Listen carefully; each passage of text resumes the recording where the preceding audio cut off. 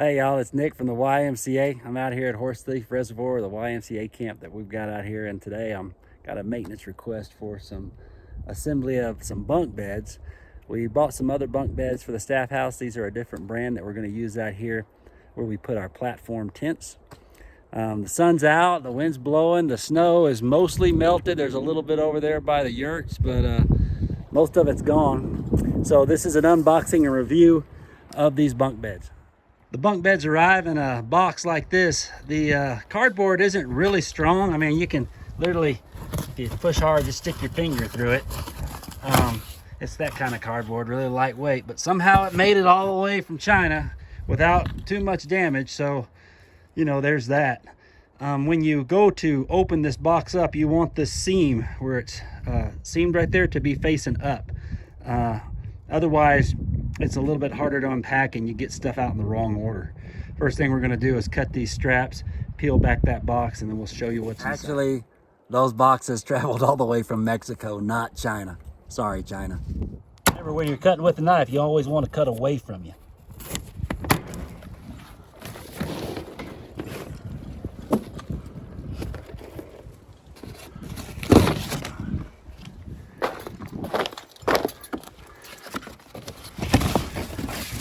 One thing I like that they did is not only do they have the outer straps, but they went ahead and put another strap in. And this one strap goes around both sides, all the way around and then out on the other side. So you only have to cut it once and you can pull it all the way through. And that's what we'll do next.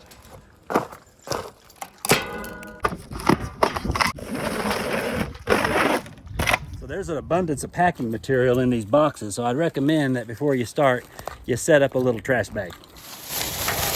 I'm working outside today and everything around here is kind of soft. That's a bunch of chopped up shredded wood chips. So I've got a soft area to lay these parts. But if you're working indoors, you want to do two things. You want to make sure you're unpacking this box in the room that's going to be used in, because after you get the thing together, you probably won't be able to move it through the door without taking it apart again. So might as well put it together in the room you're going to use it in if you got room. The other thing you want to do is make sure that you're laying everything out on something soft, like a piece of carpet, or you can use the cardboard that it came with and just stretch that out. Another thing I'd like to point out is this should be a two-person project, but there's only one of me out here, so I'll be doing it by myself. If I can get it done by myself, you can certainly get it done with a couple of folks. The frames are pretty lightweight. They're not super heavy, but they're not super light. You know, I mean, they're not like flimsy. I'm not super strong by any means, but I can move everything around with one hand. So I think anybody could, you know, pick these up and move them easily. You won't need two people to move the components themselves. On the side rails and the headboards, they've got these little foam sheets taped to them. And the easiest way I found to get to these things is just to take your knife and cut the tape first. Because for some reason that tape is pretty stretchy and strong. If you try just to tear it off, it's a lot harder. So use your knife blade just to cut it, and then you can peel it off without having to work too hard.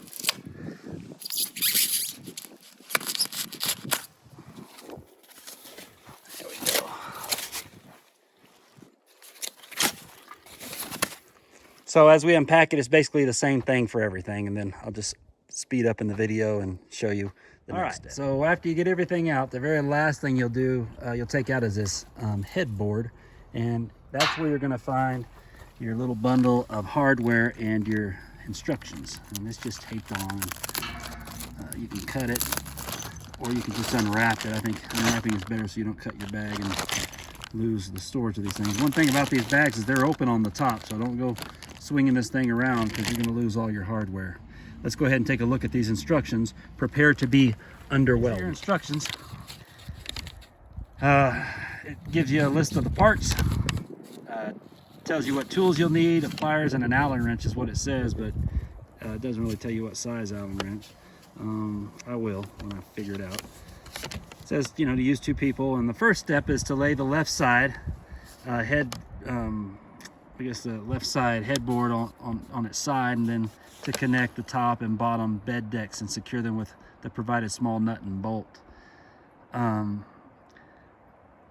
can't tell any difference between the left and the right side headboards, other than that one has a sticker and one doesn't, they seem to be identical. So I don't think it matters, but for the purposes of this video, we're going to call the ones without a sticker the left side, and the ones with a sticker the right side, and we'll put it together just like so. So this is one of the headboards, and they've got these brackets here that the bed decks are going to slip into. You want to have these facing in. I know this probably is not something I have to tell everybody, but some people need to be informed that these face inward, not outward. So make sure you orientate it that way when you lay. Before I get started, I want to give one tip on how to deal with all this cardboard that I found was really easy, and that's to just roll it up like a carpet. Take all your extra pieces and toss them into the middle. And then just grab your end and start rolling.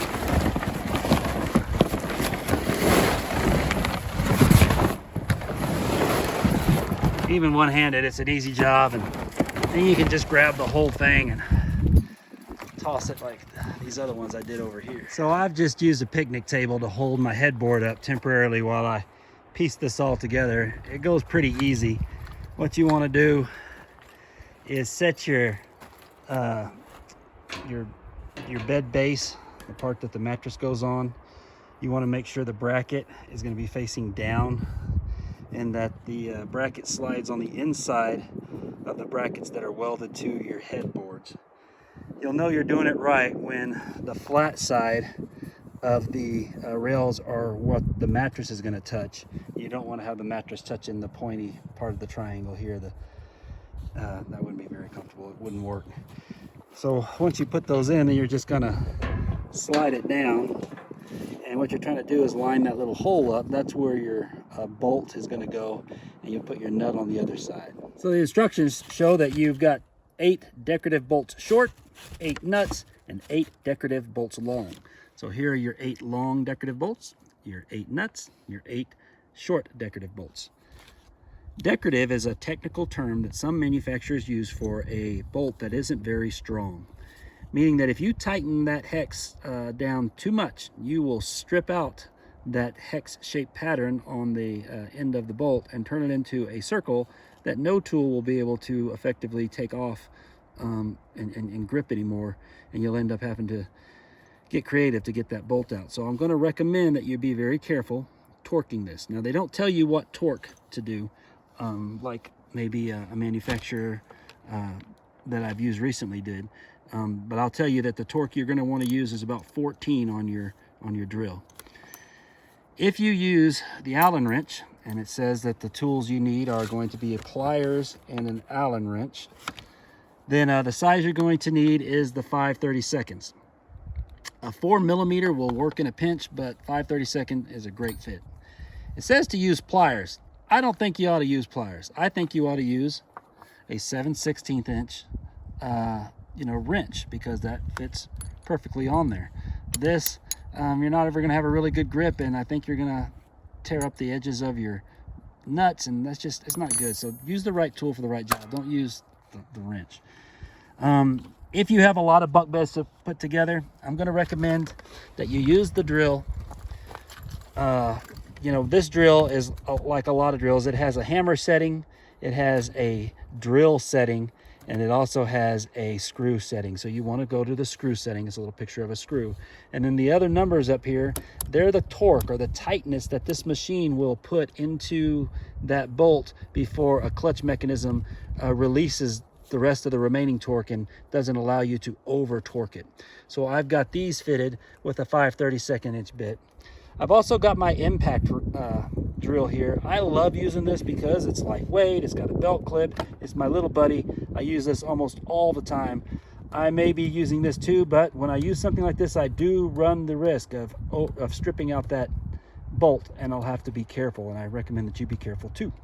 So I think it'll be more aesthetically pleasing to have the bolts go through the outside of your frame instead of through the inside, and have the shiny nut on the other side.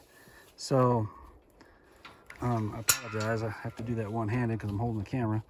So that's the way it's going to look. You're just going to stick that right through, and then on the other side, your nut It's just going to get threaded on there.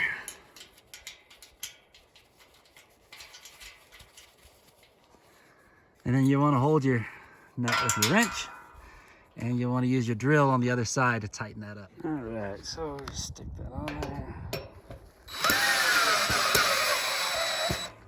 Nope, 14's too much. You want to back that down to 11. This is a good example of how cheap these bolts are and how quickly you can strip them out. That wasn't even very much torque at all. So be careful. That one I learned a lesson on. I'm gonna have to back off the torque. So it turns out the torque setting ought to be 9, not 11 or 12 or 14. You gotta have it on 9. 9 is a perfect one, so please use 9. Right, we've got the left side attached to the bed decks, and now we're gonna attach the right side. Now as you're lining up your other side, I recommend that you get one hooked up, you know, like the upper one, set up, and then go ahead and put your bolt in there to hold it in place, and then worry about wrangling this one into place. After struggling to get the right side lined up, I realized the best thing to do is just go ahead and turn these things upright, and then allow these things to slip into place. You'll have to be careful turning it up since it's only connected on one side, one corner, but that's the way to do it. These welds aren't like perfectly lined up, so they're a little bit sprung. So you'll find like down here at the bottom, even though I have everything lined up, if I push that in there, it just wants to pop back up. So stand it upright like this, and then you can use your body weight to push it down and get your holes lined up. So even though the instructions say to attach the 2 bed decks to the right headboard and secure them with the provided small bolt and nut, and then to stand the bunk bed upright, I recommend that you just go ahead and skip that part where you're trying to do it on the side and just stand it upright. Another thing, it says to attach the nuts and bolts while it's laying on its side. Well, you really can't get to the ones that are against the ground, so I think one little step was kind of left out in their instructions, and that's to put, you know, after you do this side while it's laying on the ground, you need to do this side when you stand it up. So after you stand it up, don't forget to come back and put your nuts and bolts on the corner that was against the ground. I'll just be going around the whole thing, putting in these 4 nuts and 4 bolts to secure the bed platform to the end rails. Well, looky there, we got steps 1 and 2 complete, but we're not done yet. Like the instructions like to point out very clearly is wait, you are not finished yet. Step 3, attach both guardrails with the 8 long bolts, 4 per guardrail. So the guardrails have nut plates already welded into them, and you're going to have those go against the frame. So the nut plates will be facing in against the frame, and you'll insert your long bolt through here and then into the nut plate and tighten it all up. This is one area where if you're working with 2 people, it would be a lot easier to line these up. I'm only by myself, so I'm going to lay the bunk bed on its side so I can lay these guardrails on top of it and line up the holes. So with the bunk bed on its side and the nut plates facing, I guess, down in this position, I'm gonna lay this on here and do my best to line up the holes on both sides from the underside, and then I'll insert these long decorative bolts and tighten them up. You want to be careful when you're doing this to make sure you don't cross thread them. Get them in there and do them, you know, finger tight first, and then go from there. Having a hard time getting the bolt to find the nut plate on the other side, you can lift up slightly on this thing and then stick your nut all the way through like I'm trying to do, and then line it up that way. You can kind of see the hole a little bit. But if you're having a particularly hard time getting a bolt to go up through the hole and into the frame correctly, you might make sure that a manufacturing error has actually pushed the hole all the way through. Like this one looks like they almost got it through. I'm just gonna punch it out of the way a little bit, that way I can see all the way through. And We'll try again. So a takeaway when it comes to these bunk beds is make sure your holes are clean before you try to stick your bolt in. All right, and put it on the other side. And grab the guardrail for this side and stick it. Let me take a moment to share with you a present that my mother, who lives in the great state of Texas, down in San Antonio, sent me for Christmas that I use a lot. And that's this magnetic bracelet thing. You can put your metal tools on it, your hardware items and stuff like that. They're within hand's reach, and it's fantastic. I really like it. Thank you, Mom, for sending that to me, and I love you very much. All right, I've got all the long decorative bolts in place and finger tight, but I didn't tighten them all the way down. What I want to do is stand the bunk bed back upright. And the reason I'm doing this is because before I tighten these down, I want to make sure that the rail itself is all the way down. As you can see on these, the hole for these is a lot larger than the bolt going through it. So there's some wiggle room up and down. And the last thing you want is for some child to be maybe leaning over the rail talking to a friend and have that suddenly give, you know, a quarter of an inch and scare the poor thing to death. You might have a wet mattress if you do that. So I'm gonna make sure that they're all the way down, and then I'm gonna tighten them up. You can see that on this bunk bed, there's a lot of play. That hole is much too large for this bolt. In fact, the head of the bolt is only slightly larger than the hole. So I don't like that. I think the hole should have been smaller, or it should have come with a washer or a larger head on this bolt. But that's what you get with this bunk. All right, well, that's one together. So let's go ahead and go over some safety tips for this. Safety is real important out here at the Y, and also some maintenance. You can find these all included in the instructions that came with the bunk bed.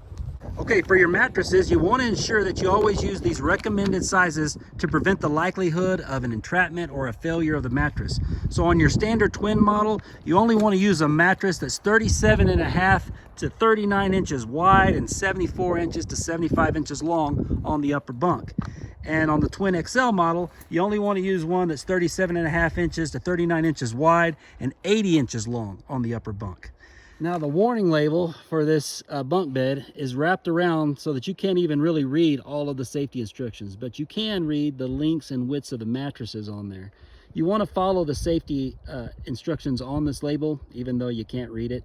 And it says not to remove it, even though you can't read it. You want to periodically check and ensure that the guardrail, the ladder, and all the other components are free of damage and are tight. Up top, you never want to have a child under the age of 6 up there. And you never want to have more than 2 people up there at all. I think having 2 people up there is going to encourage horseplay and roughhousing, jumping on the bed and stuff like that. You never want that to occur. There are ladders at either end of this thing. You always want to use the ladder to enter and exit the bunk bed. So don't have the kids jumping out, and don't have them standing on other pieces of furniture to get in. You've got 2 guardrails, and you want to always have them both in place. Even if this bunk bed is up against the wall, you should have the guardrail that's against the wall in place as well, running the full length of this thing, because if you don't, you risk the chance that the child will fall in between the mattress and the bed and become entrapped. Y'all shouldn't have anything hanging off the bunk bed like belts or ropes or those cable lights, anything that could come entangled around a child's neck as they maybe came off the bunk bed, and if their little feet didn't touch the floor, they could get strangled or something. We wouldn't want that. So electrical cords, those kind of things. So mom, dad, and parents, just make sure that there's nothing hanging off the bunk bed. Thicknesses of the mattress should not be more than 8.5 inches thick. So that's 8.5 right there. That's a pretty thick mattress for a bunk bed. So anything 8.5 inches or less is good. You don't want to have anything so thick that it's going to be less than 5 inches from the top of the guardrail's edge. So you want to have it to be at least 5 inches from the top of the guardrail or more. And then of course you want to use standard mattresses. You don't want to use like a the kind of mattress that floats in the water or the kind that you use when you go camping. They don't have the rigidity necessary to, you know, support body weight, and they shouldn't be used up there. Only regular bed mattresses. All right, well, thank you very much for watching the video. I appreciate the time you spent looking at me and the bunk bed. Please, if you can take an extra moment to like and subscribe to this channel, maybe someday I can get rich and move to Belize, even though I am pretty much in paradise now. Thanks again for watching.